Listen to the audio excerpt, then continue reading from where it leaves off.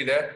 Today I'm going to talk about the importance of breathing during a workout and for the improvement in performance improvement and recovery. All right. I am Abhijit and I finished my PhD in materials engineering. I'm a certified fitness coach. I've been working out for the last 8 years and I've been training people for the last 5 years. All right. I help people develop healthy lifestyles, both through strength training and clean eating. I very strongly believe that training is a solution for everything. The outline of my topic is going to be like this, where I'm going to start with what exactly is breathing at rest, how does it happen, and breathing during a workout, why is it elevated, and the techniques that 99% of us needed, and how is it different for the 1% of the lifters, and how to breathe to improve recovery and improved lung performance, the frequently asked questions and conclusions. For some reason, I cannot give you permission to for the mute, so you can always ask your questions in a chat box and I'll respond to them. Breathing at rest, how and why does it happen? This is the first act of life. It is autopiloted. Nobody teaches us how to breathe. The first reflex that happens to us as soon as we come out is we breathe. As an adult, we breathe around 18 to 16 breaths a minute. And most of us do shallow breathing, which is we use less than 20% of our lung capacity to breathe, which is not cool. All right. The reason we have a shallow breath is because there is minimal muscular activity. We are not really active. We don't move much when we are sitting or standing or not moving much. So hence the demand for oxygen is really low. Hence we end up doing a shallow breath. And because we are not really conscious or mindful about how we're breathing. Deep breathing is really important. It really helps to use the maximum capacity of your lung. And when somebody starts to deep breathe, you should be able to breathe up to 8 to 10 breaths only a minute, which can be concluded like you have a good, better lung capacity.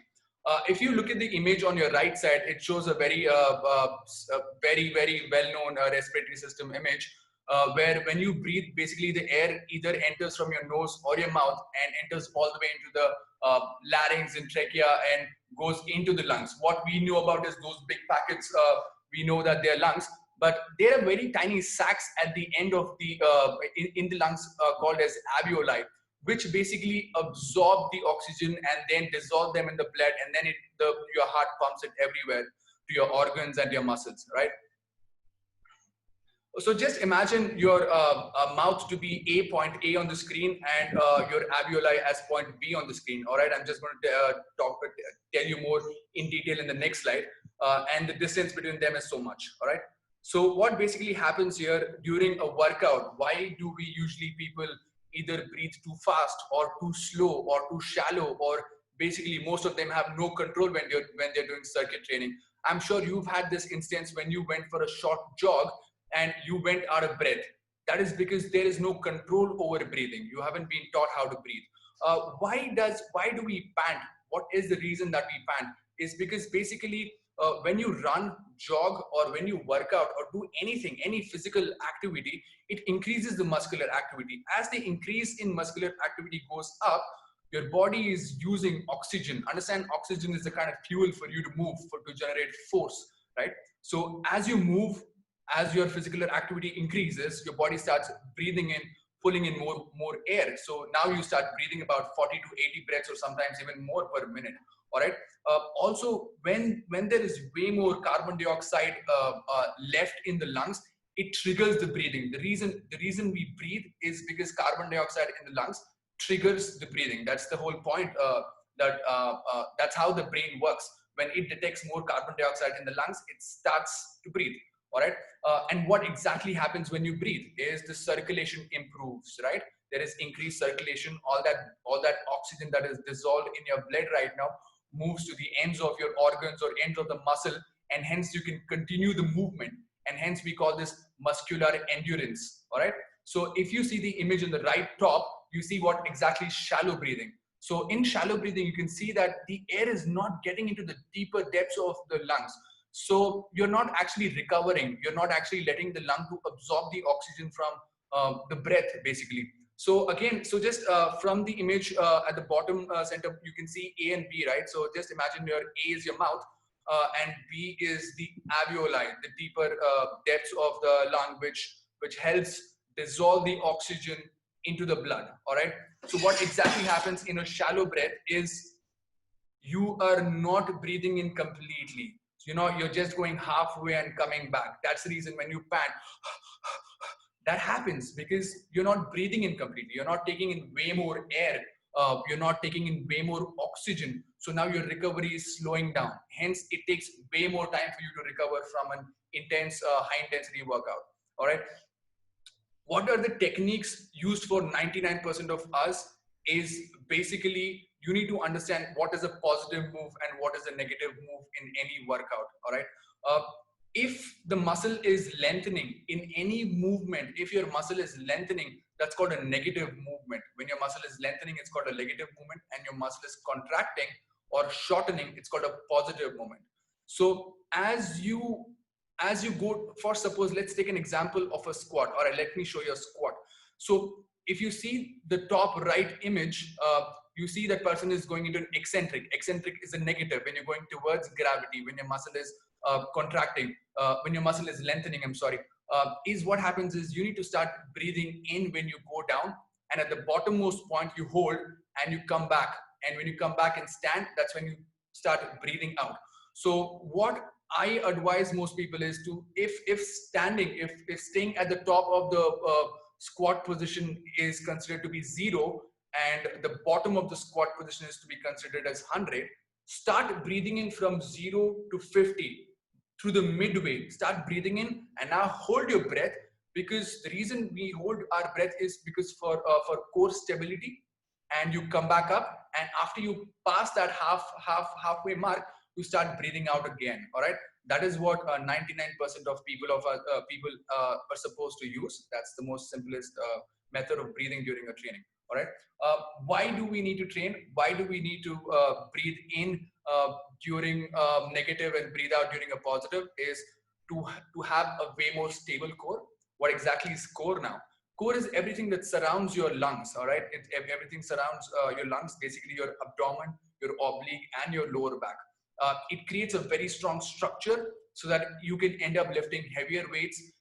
And as you breathe, your performance gets better, because if you're not breathing properly, or if you're not taking one inhale and one exhale in every repetition, your performance goes down because your carbon dioxide percentage in your body is increasing. Hence, there can be dizziness. So dizziness when there is not enough amount of oxygen reaching your brain, right? So it also prevents dizziness. That's the main reason for you to breathe during a workout. Every repetition has inhale and an exhale. So both of them are really important. The 1% of the lifters, people who lift really heavyweight athletes, use something called Valsalva maneuver, where if you can see at the right bottom image, you take in a deep breath right before the move. For suppose I'm about to take a squat. So you breathe in deep right before you initiate the squat. You hold that breath, go all the way down and come back up. Only after you come back up and stand upright will you breathe out. Why? If you can see in the image, in image B, you can see that when you do not hold the breath during a squat or during any move, for suppose, there is a lot of extension happening in the spine. So basically breathing in and holding that breath during any movement helps. Really, spinal stability is really important. And for the 1% of lifters, spinal stability is priority. That they have to be in the top of the game, and spinal stability is the most priority for them during a lift. So that's how breathing is important. Improved recovery and why, especially during circuit trainings or high intensity training, when you're going back to back from one workout to another workout and your rest intervals are really small, you have very low time to recover. And most of us lie on the ground and keep panting, panting. So that you are not conscious about how you're breathing. You need to be extremely conscious about how you're breathing. Understand the science. You provide more oxygen to your lungs will supply that oxygen into the blood, and then your heart takes it everywhere. You will its optimization is really important, and breathing is really important, and it will become a game changer if you know how to breathe well. Most of the games, I think breathing is the top priority. The difference between winning and losing comes to really how you breathe in most of the ways. the two very commonly used techniques I use, commonly used techniques I use is deep breathe and hold for a second. All right, that really is important. Is all you got to do is take a deep breath and hold it for a second, because when you take a deep breath and hold it for a second, all that oxygen that's coming in from your breath, you're giving your alveoli that 1 second time for it to dissolve, absorb as much amount of oxygen as possible.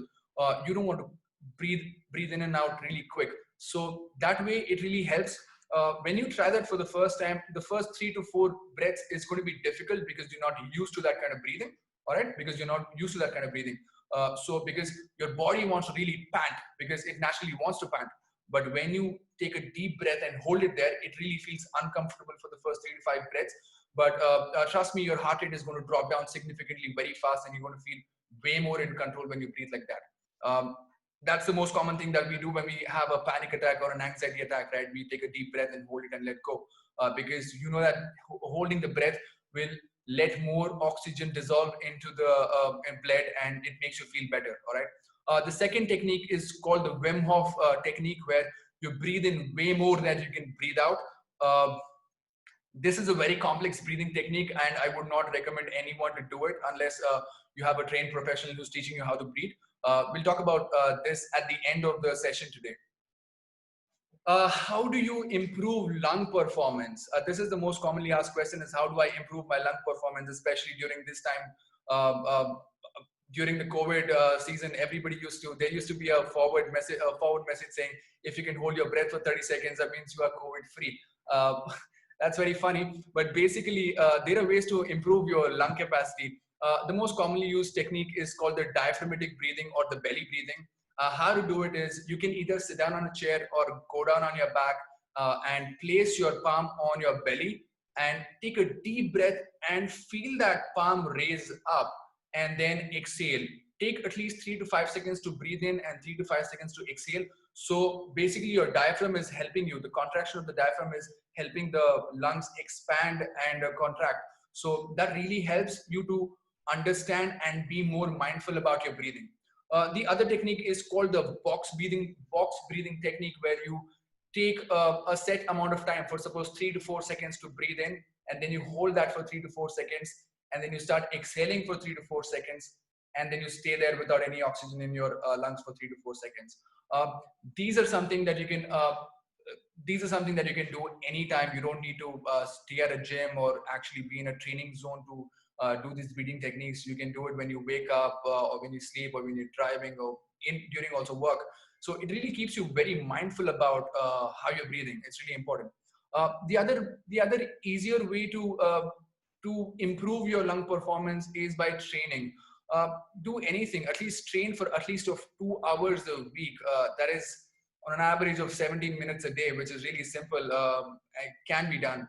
And if you ask, what can I do for it? You can brisk walk, take stairs continuously for 17 minutes, dance with your partner, run or lift weights, do anything you want, but make sure your heart rate is elevated. Make sure you're panting. That panting is really important. Only when you start panting, you know how to control that panting. All right, that's one really important thing. And start measuring how many breaths you take a minute, and understand how is it working for you. Try and control, bring more control towards it, and improve. The only way you improve is try. Keep working, practice. The more you practice, the more you will improve. And the great way to hold breaths is around 6 to 8 breaths, or 6 to 10 breaths is should be an optimum number for you to hold breaths in a minute. All right. These are the frequently asked questions for breathing during lifting is, should I breathe through my nose or through my mouth? Honestly, it doesn't really matter where you breathe in from. All you need to do is supply enough amount of oxygen to your lungs. That's the priority, right? You need to get oxygen to your lungs. Doesn't really matter. So we don't, in strength training, we don't recommend breathing only through nose or only through mouth. We say do whatever it takes, but breathe in as much as you can, and make sure your recovery time is as less as possible. The second most frequently asked question is, how do I know when to breathe in and when to breathe out during a move? As I explained, understand what is a negative move and what is a positive move. when is the muscle lengthening and when is the muscle contracting. Understand, when you contract, you breathe out. When the muscle length of the muscle is shortening, you breathe out. When the length of the muscle is getting bigger, then you breathe in. All right. So for suppose if you're in a push-up, as you go down towards the floor, you breathe in, and as you go away from the floor, it's a more explosive movement and you breathe out. So any of those movements. The other thing is, people ask me what is the difference between endurance and stamina, and how does breathing help in it. Basically, stamina is feeling energetic energetic during any physical activity, and endurance is to last through the entire physical activity, a long extended physical activity. And breathing really is a game changer when during an endurance event. For suppose if you take runners who run in marathons or triathlons, these guys focus really on these guys really focus on breathing is a game changer there. So for suppose when you're running, you see a lot of people panting. If you're somebody who runs, I suggest you pace your breathing with the running. For suppose if you take two steps, focus on breathing out during those two steps, and the next two steps you breathe in, and focus on breathing in as much as you can. Breathe in as much as you can with your mouth. My suggestion is, do not focus on running, but focus on breathing, and you'll really improve on the way you perform during your running or whatever physical activity it is. The other thing, how can I improve my lung capacity? As I just talked about it, make sure you do deep breathing, belly breathing, or diaphragmatic breathing, or box breathing, or Wim Hof technique of breathing. These will really help you. One other question I was asked was, what do I do in a plank? Do I breathe out or do I breathe in? What do I do in a plank? And what do I do when I'm crunching? Crunching is, there is a dynamic movement when you're crunching, whereas in a plank, it's not a dynamic movement. In fact, you're holding a position. It's called an isometric hold. So the rules are slightly different when you're in an isometric hold. For suppose if you're in a plank, you're basically in a contracted state. So I wouldn't recommend you to hold that breath through the 1 minute or like 1.5 minutes that you hold your plank for. Make sure you keep your core braced. We'll talk about bracing of the core in another session, but bracing of the core is really important. So you keep your core braced, and when you brace your core, now you're not letting the lung expand to its limit, right? So now you're forced to take shallow breaths, and in order to last, all you got to do is take short breaths. Take short breaths and make sure you're breathing in and breathing out. Not deep breaths again. When you're in a plank, always take short breaths, very shallow breaths, and do not try to take a deep breath, because if you try to take a deep breath, you will lose your core stability. You lose the contraction in the core, and it's going to be a messy plank, and all that stress is going to get to your lower back. Whereas when you're crunching, just imagine that you're crunching, whereas you're flexing your spine, and imagine there is a ball right there on that lady's stomach on the right side, right image. So if you're crunching and you're not breathing out, and you have completely inflated lungs, as you crunch, it's going to push you away. The lungs is going to exert force in the opposite direction, so you tend to go back. So make sure whenever you crunch, whenever you're flexing your spine in a crunch, focus on breathing out. If you are somebody who crunches, try this next time. As you initiate the movement, start breathing out, and by the time you reach the top end of the crunch, by the time you're on the top end of the crunch, make sure there is no air left in your lungs, and feel the contraction in your abdomen. It's going to be very different from very different from when you hold the breath in your lungs and do a crunch. So understand, your muscle will perform better. You will deliver better contractions to your muscle when you breathe out, especially in your crunches. And focus on breathing in and going down slower when you go back into a crunch, or when you go back down towards the floor. Conclusion to today's discussion is, make sure you inhale during your negative, which is when your muscle is lengthening, or it's called an eccentric movement when you're going down in a squat, for suppose, and exhale in a positive movement, and make sure it's explosive. The breathe out is explosive, that you're rushing all the carbon dioxide out. And this will improve your muscular endurance, which means you're going to last longer. It will improve your recovery time, when you're resting during the breaks, you recover way faster when you start taking deeper breaths and hold that for a second. Also, you're going to be way more mindful and focused when you start using these breathing techniques. And it's really worth to be a little more mindful during inhaling and exhaling during a workout. Also, I mentioned about the Wim Hof technique, which I said, please do not try Wim Hof technique without the supervision of a trained instructor. And this is Shireen Yusuf. She's a friend and she's a Wim Hof method instructor. She has been trained directly with Wim Hof, and he teaches about cold immersion techniques. You can see them sitting in ice water. She's from Houston, Texas, and she's going to teach us about how to breathe. She's also, so Wim Hof method is about two things. One is the cold immersion technique. The second one is about breathing technique, which you focus on breathing in way more air than you can breathe out. So there is a lot of influx of oxygen, way more oxygen in the body than carbon dioxide. So it's a really fun technique. We are planning to have this session sometime either next Sunday or post that next Sunday. Hopefully we do it next Sunday. For any other inquiries and questions you have, please reach out to me at absaesthetics.com or on Instagram at abs.aesthetics or email me at absaesthetics@gmail.com. Thank you so much. And the only thing I would want to say at the end is, while breathing is one of the most natural and automatic process in the body, paying attention to your breath during a workout can really help make sure that you're breathing as efficiently and effectively as possible. What we learn today can be intuitive for some and a learned skill for the others, which is why it is important to become mindful and stay mindful of your breathing as you move. If these techniques don't come naturally, don't sweat it. There's no pressure. Make sure you keep practicing, and with the time, it'll start to feel more natural for you guys. That's it for the session. Let me see if I have any questions. I'm going to unmute, but if you have any questions, please go ahead and ask questions. Hey, Vidushi, you can unmute yourself, please. I think you can unmute yourself. Can you? Yeah, can you hear me? Oh yeah, perfectly loud and clear. Nice to see you. I just typed also.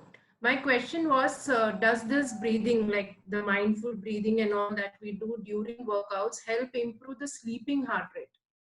Resting heart rate, good question. Resting heart rate. So basically, it helps you calm down a lot. Breathing technique really helps you calm down a lot. If you see people when you talk about meditation and stuff, it's all about breathing. The focus part is completely different. They say don't think about anything. Mind is thinking. Getting a lot of noise from some end. Okay. Mind is the thinking machine, right? So there is no way you can calm it down. There is no way you can only think about one thing, but it's all about focus on your breathe and everything will set right.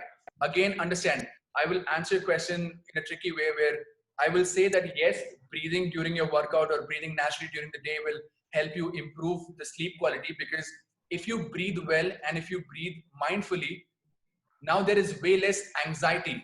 Understand, there is way less stress in the head, and way less stress in the head will obviously help you have a better quality sleep, right? Does it answer your question? It does, but it's not getting there yet. I've been trying to get the, sleeping heart rate down, but it's not happening yet. Understand, I'm still stuck. Again, sorry to interrupt. Sleeping heart rate is again, it's something that you get. It is something that you get through your lifestyle, through genetics. There are a lot of other reasons that you get them from. It is really difficult to make a huge, significant difference to your sleeping heart rate or your breathing as such. But you can improve. Understand, even 1% improvement is great than nothing, right? So I really look forward to that. Even 1% improvement is way better than having nothing. So that's what I believe in.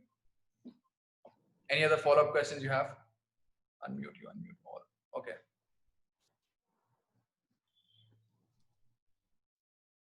Okay, anybody can unmute themselves and ask a question.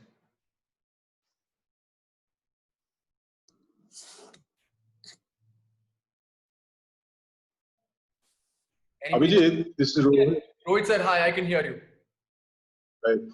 You spoke about this breathing technique to be even followed while playing any sport, right? Where you continuously take deep breaths and then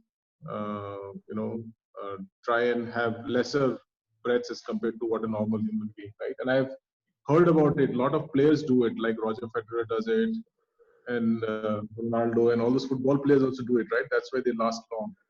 But how do you practice that? Meaning, while you are playing, you're concentrating so much on that particular sport of hitting and all that. So is it something that you practice while you're playing, or this has to be practiced outside of that playing window to be able to get it while you're actually playing the sport? So breathing during, very good question. I really like that question. This is going to be fun. Is basically, it's all about being mindful of your breathing when you're not actually in your game. All right. Mindful about your breathing when you're not actually in your game.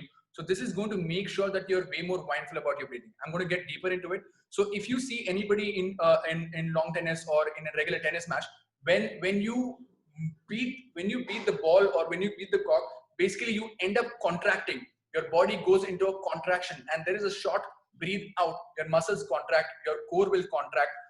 So basically you're breathing out, and there is always a break between one shot and another one. And this is when they take a deeper breath. And understand, when you take a deeper breath, you end up recovering. So that's how they last long in the game. So what we do is, we are all excited about the game. We forget about, most of us, I'm talking about most of us, we're excited about the game, and we lose focus about the breathing. All we do is, our focus is on the object. Our focus is on the bat and on the object. But I suggest you start, if you are somebody who's feeling the effects of panting and that causing exhaustion really quick, I suggest you start focusing on breathing in, even during your game and off the game. All right, that's really going to help you. Something that really helped me with my breathing is box breathing. What exactly happens in box breathing is, box is a square shape, right? So they basically teach us how to, like, you spend 3 seconds to breathe in, hold it for 3 seconds, let go for 3 seconds, and hold it again for 3 seconds. It can be 3, 5, 10. It all depends on how much you can hold. So initially, I suggest you start from a 3 second and work towards a 10-second hold. It really improves your breathing. It really brings more control. Understand, your lung again is a muscle. Your lung is a muscle. The more you train anything, the thing about muscle is, the more you train, the more better it gets at functioning. So I hope I answered your question, sir. Again, I would say, Yeah. be mindful about how you move, and be mindful about how you breathe, and that will really help you. And one last question from me: does the lactic acid formation in the muscles while you're playing or running and all of that, does that also get I don't know what the word to be used, but let's say subdued if you're able to breathe better? Yes, very good question, sir.